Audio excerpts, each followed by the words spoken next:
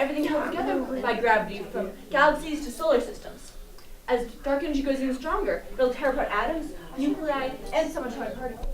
Thermally produced disembodied intelligence. Praisers, are you ready? Let's go extreme. Team, are you ready to show us how cool your ideas are with your great intelligence? Yes. Very good. You have 8 minutes. You may begin now.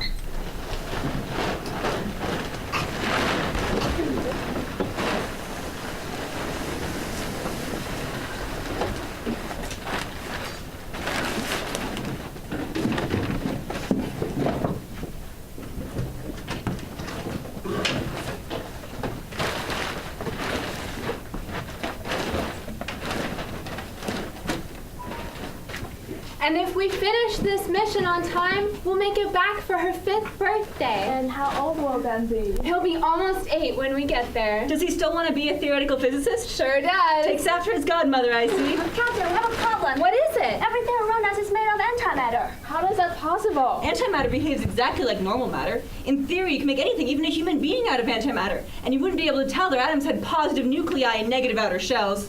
I'll go run some more scans. There's more, Captain. Our ship doesn't have any way to make oxygen. That's crazy. We've been out here for months. We couldn't have survived more than 8 minutes without a source of fresh oxygen. Captain, I have some disturbing findings, but I made a mobile to make it easier to understand. Besides the 4 forces we all know and love, well, now we all know, there's another force called dark energy. It's the energy of space. It creates a feedback loop of space, creating dark energy, creating space.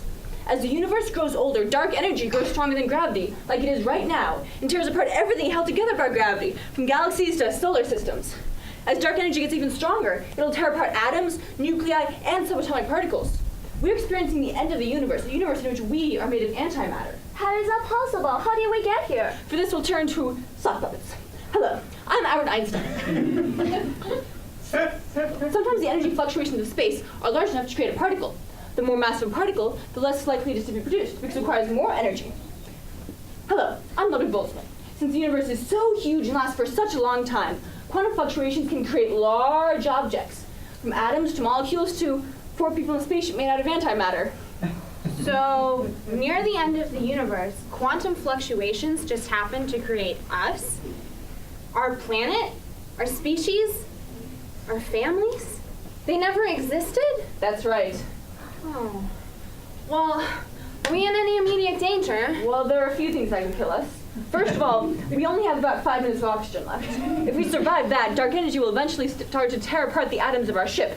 We also need to steer clear of any antimatter. Antimatter? I'm calling us antimatter because we're different from the rest of the universe, but to make things less confusing, I'm calling that stuff made out of protons and electrons antimatter. All right. Well, you two go formulate a plan. It's gonna take some adjusting to.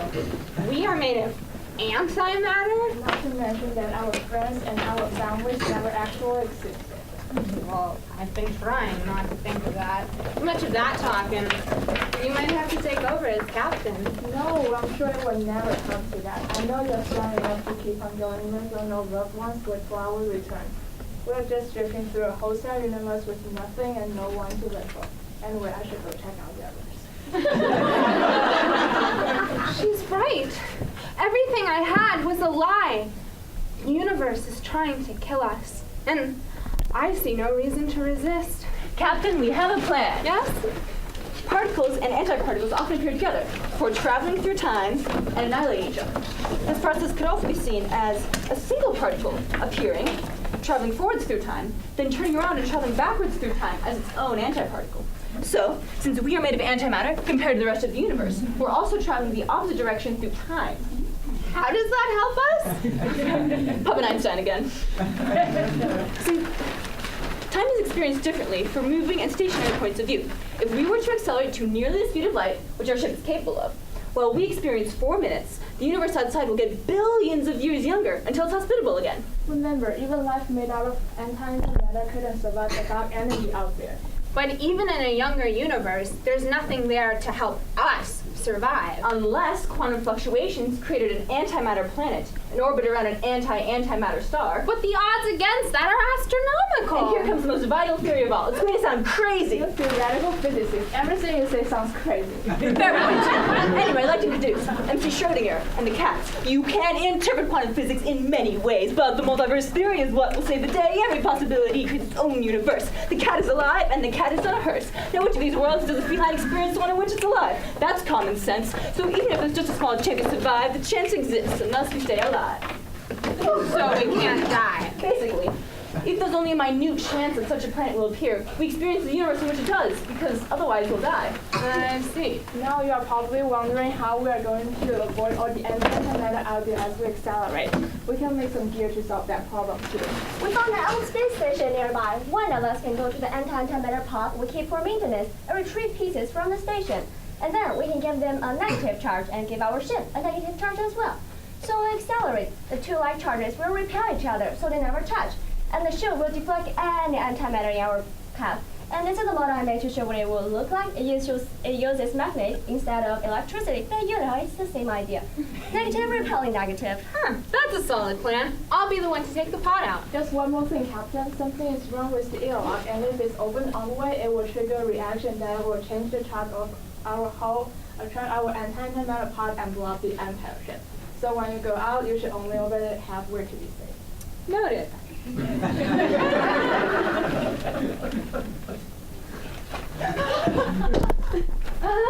here I go. The woman wants to open the door all the way. It's almost as if she wanted us all to die. Well, then our question is, why did you tell her that opening it all the way will blow us up? You know she's taking this hard. Why would you encourage her? So you could declare her insane and take over the ship? Yes, but it looks like I will have to take a less subtle approach. Less subtle approach. Oh, hold on. I am No, you're not. I don't care. No matter what happens, you're sticking with this captain. She's perfectly fine. Mission accomplished.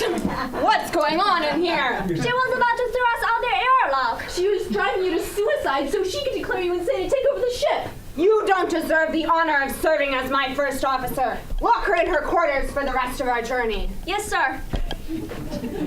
Well, the shield's in place and are ready to accelerate on your command. Engage engines.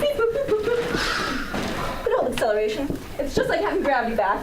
It's working. The antimatter universe outside is getting younger. It won't be long now until the dark energy is waking up for our planet.